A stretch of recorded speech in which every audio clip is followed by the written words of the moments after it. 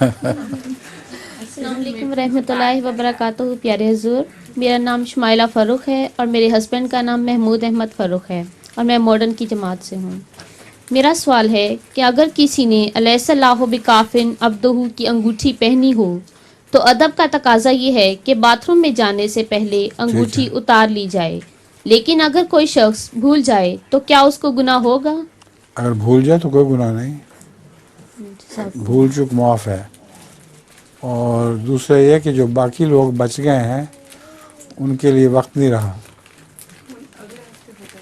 اگلے ہفتے کر لیں گے. اگلے ہفتے جو ہیں کون کون بچ گئے؟ اپنے ہاتھوں پر آپ؟ نہیں آپ کا ہو گیا تو آپ اگلے ہفتے سوال کر لینا اپنا. ٹھیک ہے، اجازت ہے آپ؟ جی جزاک اللہ.